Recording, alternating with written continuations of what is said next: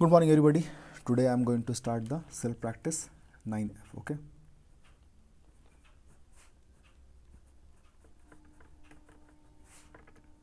9F self practice 9F. Okay. तो 9F में भी कंसेप्ट बिल्कुल वही है जो मैंने आपको पहले पैरालाइन का कंसेप्ट बताया, बिल्कुल उसी को यूज़ करना है। यहाँ पे क्वेश्चन नंबर 1 में दिया हुआ है कि ये L और M ये दोनों लाइन आपस में पैरेलल है, आपको A B C D निकालने हैं। तो इसमें A B C और D निकालने हैं और सिर्फ एक एंगल दिया 108 डिग्री। तो आप 108 डिग्री को यूज़ करके बाकी का एंगल कैसे निकालोगे बताने की ज़रूरत तो नहीं है, आप बहुत अच्छे से जानते हो। जैसे 108 है तो ए ये दोनों हो जाएगा लीनियर पेयर से। लीनियर पेयर का मतलब 180 डिग्री, मतलब ए और 108 को जोड़ोगे तो 180 से इक्वेट करोगे तो ए का वैल्यू कितना आ जाएगा 72 डिग्री। तो अगर ए 72 डिग्री है तो सी भी 72 डिग्री होगा, वर्टिकल अपोजिट एंगल। या आप ऐसे भी लीनियर पेयर यूज़ करोगे तो 108 डिग्री और सी को जोड़ोगे तो 180 से इक्वेट करके भी सी निकाल सकते हो। तो ये बहुत इजी है। और फिर जो सी का वैल्यू होगा वही बी का वैल्यू होगा। क्यों? Alternate interior angle. अब जब बी निकल गया है तो आप डी निकाल सकते हो। या फिर 108 और डी तो देखो कॉरस्पॉन्डिंग एंगल भी हो गया। तो अब बहुत तरह का प्रॉपर्टीज़ है, आप जो आपको ईजी लगता हो, जो आपको समझ में आता हो, वो आराम से आप यूज़ करके बना सकते हो। ओके। यहाँ पे देखो क्वेश्चन नंबर 2 में भी सारे एंगल्स निकालने हैं और रीज़न भी लिखना है। तो यहाँ पे ए का वैल्यू कैसे निकालोगे? पहले आपको दिया हुआ ये तीनों आपस में पैरेलल हैं। यहाँ पे ए बी सी निकालने हैं आपको। तो ए और 85 देखो, इन दोनों का सम आपको कितना होता है 180 डिग्री। तो ए और 85 को ऐड करके 180 से इक्वेट करोगे, ए का वैल्यू निकल जाएगा। अब ए और बी देखो, ये ऑल्टरनेट इंटीरियर एंगल हो गया, ऑल्टरनेट इंटीरियर एंगल हो गया, ठीक है। और उसके बाद यहाँ पे देखो सी और बी जो है करस्पॉन्डिंग एंगल हो गया, आराम से आप बना सकते हो, ठीक है। चलो उसका मैं थोड़ा बी नंबर देख लेता हूँ, सेकंड का बी नंबर। ये देखो एक लाइन बिल्कुल ऐसे है, एक लाइन ऐसे दिया है और एक लाइन ऐसे है, ठीक है। यहाँ से ये बिल्कुल ऐसे दिया है, इधर डॉटेड लाइन है, डॉटेड बना दो, ठीक है। यहाँ से मैं ऐसे इसको ज्वाइन करा देता हूँ और ये एंगल दिया 135 डिग्री, 135 डिग्री। ये हो गया बाबू एक्स, ठीक है, एक्स। और ये पूरा एंगल कितना हो गया? ये हो गया पूरा वाई। और ये हो गया। अच्छा, कभी भी एंगल आपको इस टाइप से दिखेगा तो इसका मतलब समझ जाना कि इस एंगल का वैल्यू 90 डिग्री होता है, ठीक है। वहाँ लिखा हुआ है या नहीं लिखा उससे कोई मतलब नहीं है। यहाँ पे अगर आपको इस टाइप से दिखेगा तो आप समझ जाना ये 90 डिग्री है। ओके, चलो। तो यहाँ पे आपको ये एक्स और पूरा वाई निकालना है, ठीक है। देखो कैसे निकालते हैं। सबसे पहले देखो कि यहाँ पे 135 और x ये बिल्कुल ऑल्टरनेट इंटीरियर एंगल हो गया। तो x का वैल्यू तो आप निकाल ली 135 डिग्री, ठीक है ना।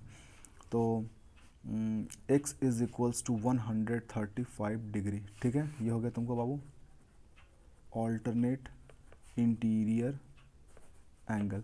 ऑल्टरनेट इंटीरियर एंगल प्रॉपर्टी से एंगल x का वैल्यू जो है वो बिल्कुल 135 के इक्वल हुआ, क्योंकि ये लाइन और ये तीनों लाइन आपस में पैरेलल हैं इसलिए। ओके, अब देखो यहाँ पे पूरा y आपको निकालना है, y, ठीक है, y। तो अब देखो कि यहाँ पे अगर मैं इस पूरा y को इसको बहुत तरीके से बनाया जा सकता है, जो भी आपको इजी लगे आप बना सकते हो, ठीक है। देखो तो मैं देखता हूँ कौन सा आपको इजीली बहुत आराम से समझ में आ जाएगा ये क्वेश्चन। तो देखो अगर ये 90 है तो ये लाइन जो है, ये तीनों लाइन तो आपस में पैरेलल ही है ना। तो अगर ये 90 है तो ये एंगल जो होगा ये भी एंगल 90 डिग्री होगा। आप पूछोगे कैसे? तो आपको ये पता होना चाहिए, क्योंकि एक ही तरफ के एंगल हो गए। अगर दो लाइन अगर पैरेलल हैं तो ये दोनों होते हैं को इंटीरियर एंगल। तो इन दोनों का सम कितना होता है 180 डिग्री। तो एक 90 है तो दूसरा भी 90 आ जाएगा। तो ये आ गया 90। अब ये ऊपर वाला पार्ट जो एंगल है तो ये और ये लीनियर पेयर से निकल सकता है ना। तो इसका मतलब ये जो पूरा ये एंगल y था, इसको मैं, ये पूरा जो एंगल y था इसको मैं दो पार्ट में तोड़ रहा हूँ, y1 और ये y2। मतलब ये जो y पूरा एंगल है इसको मैं ब्रेक कर रहा हूँ y1 प्लस y2 में। मतलब ये नीचे का पार्ट हो गया y1, ऊपर का पार्ट हो गया y2। और ये y1 और y2 को पूरा को ऐड करेंगे तब ये एंगल y जो मेरे को निकालना है। ओके, तो यहाँ पे देखो y1 is equals to 90 degree. कैसे हुआ? सम ऑफ को इंटीरियर एंगल प्रॉपर्टी से। को इंटीरियर एंगल प्रॉपर्टी से y1 का वैल्यू कितना हो गया 90 डिग्री। अब आता है y2 का वैल्यू। तो y2 और x जो है बाबू ये तो लीनियर पेयर है, तो लीनियर पेयर से y2 को निकाल सकते हैं। नाउ देखो अगर ये x प्लस अगर y2 को जोड़ेंगे तो ये 180 डिग्री होगा। कौन सा है प्रॉपर्टी? Linear pair. ठीक है, अब जो भी प्रॉपर्टी को यूज़ करोगे उसका नाम जरूर लिखोगे, अदरवाइज आपको मार्क्स पूरे फुल नहीं मिलेंगे एग्जाम में। ओके, x का वैल्यू तो ऑलरेडी निकाल चुके 135, तो 135 degree plus y2 is equal to 180 degree, तो y2 इज इक्वल टू आ जाएगा 180 डिग्री माइनस 135 डिग्री। सब्ट्रैक्ट करो, 0 में से 5 गया 5, उसके बाद यहाँ पे आपको बचा 7, 7 में से अगर 3 जाएगा 4, 1 में 1 0, तो इसका मतलब 45 डिग्री। तो y2 का वैल्यू कितना आ गया? 45 डिग्री। नाउ आपको पता है y जो था वो क्या था? y1 प्लस y2, तो आ जाएगा y1 का वैल्यू कितना पुट करेंगे? 90 डिग्री, और y2 का वैल्यू 45 डिग्री। इसको ऐड करोगे तो 135 डिग्री। आप इसको ऐड कर लो, 135 डिग्री इसका वैल्यू आएगा। ठीक है, तो y2 का वैल्यू, सॉरी ये पूरा जो y है इसका वैल्यू कितना आ जाएगा? 135 डिग्री। ठीक है, नाउ आप बिल्कुल सेम प्रॉपर्टी को यूज़ यहाँ पे कर सकते हो। जैसे ये 120 है तो b का वैल्यू आ जाएगा 60 डिग्री। क्यों? b और 120 को ऐड करेंगे को इंटीरियर एंगल प्रॉपर्टी से, इक्वेट करेंगे 180 से, तो b का वैल्यू भी आ जाएगा। ठीक है, यहाँ पे देखो आपको सारे x निकालने हैं, तो यहाँ पे देखो सिर्फ ये लाइन और ये लाइन पैरेलल। चलो एक क्वेश्चन देखता हूँ बना करके। 3rd नंबर देखो, एक लाइन बिल्कुल ऐसे दिया है, फिर ये थोड़ा इधर घूमा है, फिर थोड़ा इधर घूमा है। फिगर अगर थोड़ा इधर उधर है तो उसे डरने की ज़रूरत नहीं होती है ना, सिर्फ आपका बेसिक कंसेप्ट क्लियर होना चाहिए। अगर आपका बेसिक कंसेप्ट अगर क्लियर है तो कोई भी क्वेश्चन को आप बहुत ईजी से बना सकते हो। ठीक है, ये 86 है और ये x है। ठीक है, दूसरी बात एक और कि अगर फिगर में आप चाहो तो कुछ कंस्ट्रक्शन खुद से भी कर सकते हो जो आपको ईजी लगता हो। ठीक है, खुद से भी कंस्ट्रक्शन कर सकते हो। तो देखता हूँ इसमें क्या हो सकता है। तो ये आपको यहाँ पे x का वैल्यू निकालना है और इसमें दिया हुआ ये दोनों लाइन आपस में पैरेलल है। ओके, तो इसमें x का वैल्यू निकालना है, देखते हैं कैसे निकल सकता है। अगर मैं इसको आगे एक्सटेंड करता हूँ, चलो मैंने इसको आगे एक्सटेंड कर दिया, तो मैंने अगर इसको आगे एक्सटेंड कर दिया है तो ये लाइन और ये लाइन तो पैरेलल दी हुई थी, है ना।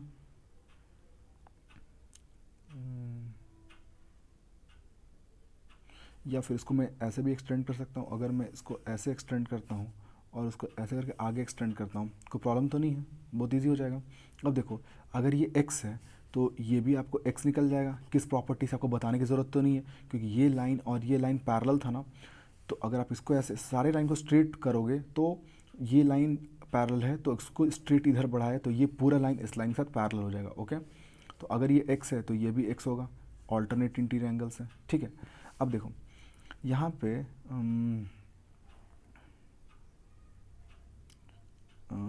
अगर इसका वैल्यू निकालेंगे, इसका वैल्यू, तो आपको पता है पूरा एंगल का जो वैल्यू होता है ये होता है 180 डिग्री और ये 3x है, तो ये हो जाएगा तुमको 180 डिग्री माइनस 3x, है ना।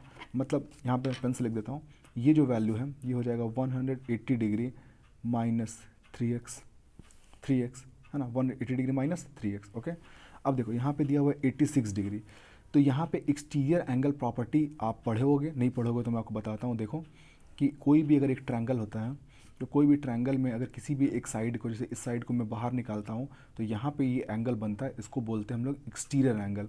और ये एंगल का जो वैल्यू होता है, इसके पीछे का पार्ट को छोड़ो, बाकी दो जो एंगल होते हैं इनको अगर आप ऐड करोगे तो इसके इक्वल आता है। तो ये होता है एक्सटीरियर एंगल प्रॉपर्टी।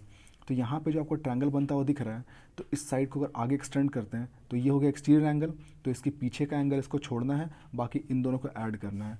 मतलब लिख देता हूँ, फ्रॉम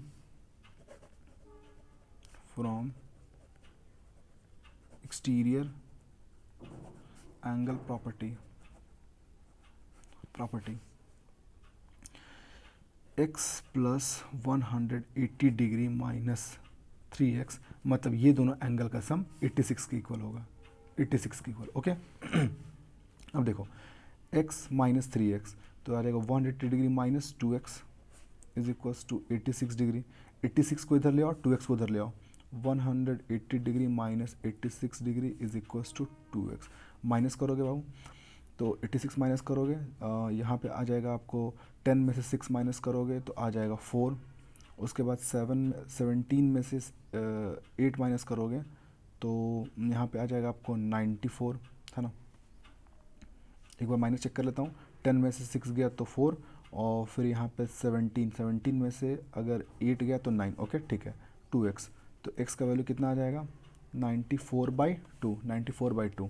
तो 94/2 को आप कट करोगे तो ये कट होगा आपको 4 बार में, यहाँ पे 1 आया 7, 47, तो 47 आ गया किसका, x का वैल्यू 47 आ गया। आपको क्या निकालना था, x ही निकालना था, तो x का वैल्यू आ गया 47। ठीक है, तो आगे ये क्वेश्चन आप बिल्कुल ट्राई करना। Thank you very much.